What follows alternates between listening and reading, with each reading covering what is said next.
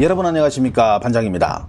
중국의 신화닷컴이 과거 일본 매체가 보도한 20세기 최강의 무술가 10명을 보도한 뉴스를 다시 보도해 화제가 되고 있습니다.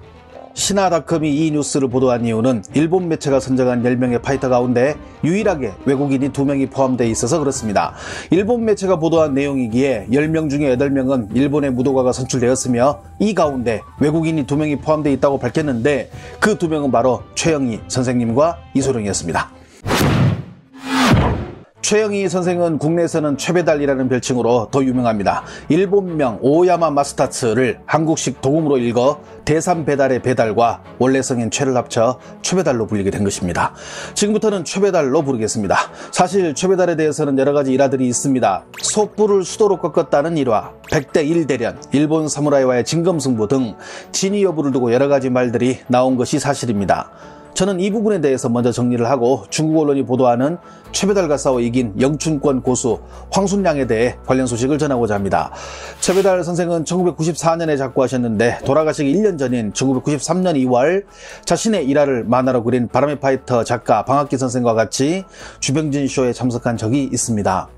그래서 위에서 나온 진위 여부에 대해 당시 주병진 쇼에 참석하여 최배달 선생이 직접 말씀하신 내용에 근거하여 소개를 드리는 것이 맞다고 봅니다. 먼저 지금까지 무도의 길을 걸으면서 실제로 대련을 한 횟수는 대략 200번이 넘는다고 말했습니다. 하지만 싸운 상대는 200명이 넘는다고 말씀하셨는데 이유는 100대 1과 같은 다대일 격투가 있었기 때문입니다. 어떻게 한 명이 100명과 싸우는 것이 가능할까 하는 생각이 들겠지만 이에 대해 최배달 선생은 다음과 같이 말합니다. 수십 명이든 100명이든 싸우는 방법이 있다. 상황을 1대1로 싸우게 만들면 된다. 예를 들어 넓은 곳이 아닌 막다른 다리나 골목에서 싸운다면 가능하다. 단 여기서 조건은 한 사람을 KO시키는데 2분을 넘어서는 안 된다는 것이다. 하지만 100대 1 대련을 한 자신도 대련이 끝나면 많이 맞아서 병원에 실려간다고 전했습니다. 또한 자신이 대결한 상대 중 가장 잊지 못할 사람으로 톰 라이스를 꼽았습니다. 톰 라이스는 영국에서 유럽 통합 헤비급 챔피언을 놓고 복싱 경기를 하던 중 판정에 불만을 품고 심판을 구타하여 실격이 되고 후에 프로레슬러로 전향한 인물입니다. 톰 라이스와 대결 당시 펀치 한 대를 맞았는데 링 밖으로 나가 떨어졌으며 이에 정면으로 붙으면 안 되겠다는 판단이 들었고 또 톰 라이스는 발차기는 잘 모르니 정면을 피하고 발차기를 사용하여 톰 라이스를 제압했다고 밝혔습니다. 특히 경기가 끝나고 입안에 걸리적거리는 것이 있어 봤더니 톰 라이스의 펀치에 이미 어금니가 부러졌다는 것을 알았다고 말했습니다. 마지막으로 황소뿔을 부러뜨린 일화에 대해서는 어떤 짐승이든 자신보다 강하다 생각하면 도망치고 약하다 생각하면 공격을 하는데 황소도 생각보다 빨라 단 한 번에 미간을 때려 쓰러뜨려야 하며 2번, 3번 쳐서는 넘어지지 않는다고 밝혀 황소뿔을 부러뜨린 것이 허구가 아님을 밝혔습니다. 그런데 중국에서는 최배달 선생과 관련하여 늘 나오는 2가지 이야기가 있습니다. 먼저 최배달이 진가 태극권을 하는 진노인에게 생애 첫 패배를 당했다는 내용입니다. 국내에서도 이와 관련된 이야기가 온라인상에서 많이 떠도는데 이 출처는 어디서 나온 것일까요? 이는 방학기 화백이 그린 바람의 파이터 때문에 이런 논란이 나온 것으로 무도인들은 말합니다. 이 만화에서는 최배달이 진노인과의 대결에서 옷깃도 못 건드리고 진노인의 공격에 내상을 입고 패하는 것으로 나오는데 이는 이미 허구임이 밝혀졌습니다.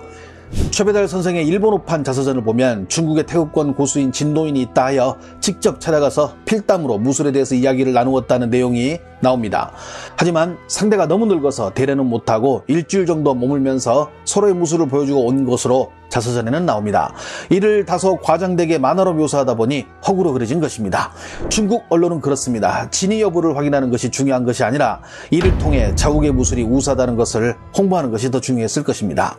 중국 언론에서는 이보다 더 많이 최배달 선생과 관련하여 다룬 내용이 있습니다. 바로 영춘권의 고수 황순량과의 대결입니다. 1935년생인 황순량은 96년 61살의 나이로 생을 마감한 인물입니다. 영춘권 하면 연문을 많이 떠올릴 텐데 황순량은 연문이 홍콩으로 건너간 후 받아들인 가장 중요한 제자 중에 한 명입니다. 이소룡도 연문의 제자인데 황순량은 이소룡의 사형입니다. 사실 이소룡에게 대부분의 영춘권을 전수한 이는 연문이 아니라 황순량입니다. 황순량의 수제자 옹감량은 2008년 홍콩 방송국이 제작한 이소룡 특별 프로그램인 소룡문로에 출연하여 황순량이 이소룡에게 영춘권을 전수하는 것을 옆에서 직접 본 당시의 상황을 묘사한 적이 있습니다.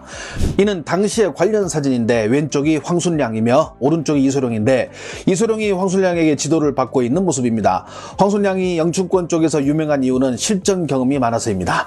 20에서 24살 사이에 최배달처럼 무술 도장을 돌아다니며 모두 모두 100번이 넘는 실전 대련을 했다고 전해집니다. 그런데 먼저 최배달의 대결을 직접 봤다는 중국의 한 무술가는 최배달을 다음과 같이 묘사했습니다. 최배달과 대결 시 그가 다가오는 것만으로도 승부는 끝이 난다. 당신이 팔로 그의 공격을 막고자 하면 그 팔이 부러질 것이며 만약 그의 공격을 막지 못한다면 당신의 뼈가 부서질 것이다.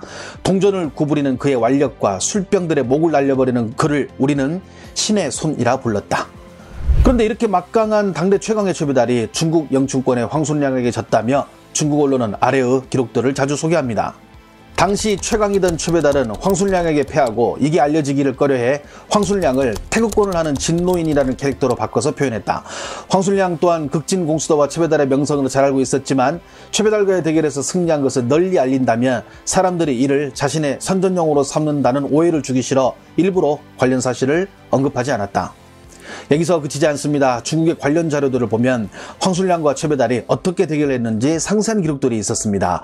물론 이런 기록들은 전부 중국의 서적과 자료들에 기록된 것들이라 사실 여부는 확인할 수 없지만 그 기록들에는 다음과 같이 나와 있습니다. 서로 마주 앉은 둘은 각자의 무술의 특성에 대해 잠시 논하였다. 그리고 서로 일어나 도장의 가운데로 걸어 나왔으며 최배달이 극진공수대 기술을 먼저 보여주었다. 그 후 황순량은 영춘권의 세 가지 초식인 소념두와 심교 그리고 표지를 선보였다. 이에 성이 차지 않았는지 둘은 제대로 된 실전 대결을 시작하였다. 먼저 최배달이 용맹스럽고 빠르게 황순량을 파고들며 정권을 날렸지만 황순량은 물 흐르듯 그의 주먹들을 흘려보냈으며 이어 위스키병 수십 개를 박살낸 최배달의 당수가 황순량을 향해 날아왔지만 아무런 소용도 없었다. 이어 황순량은 곧바로 최배달의 두 손을 모두 결박하듯 양손으로 잡아버리자 최배달은 아무런 방법이 없었다.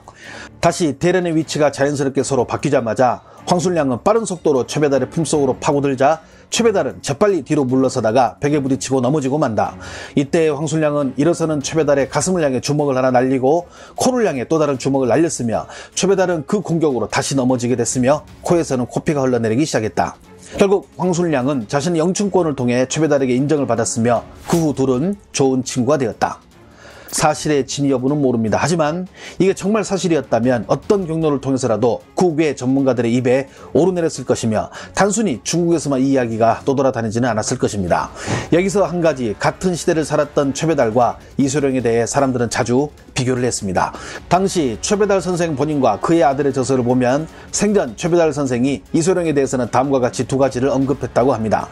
이소룡이 보여준 액션은 영화 속의 액션에 불과한데 어떻게 실전 격투가인 나의 실력과 비교하는가?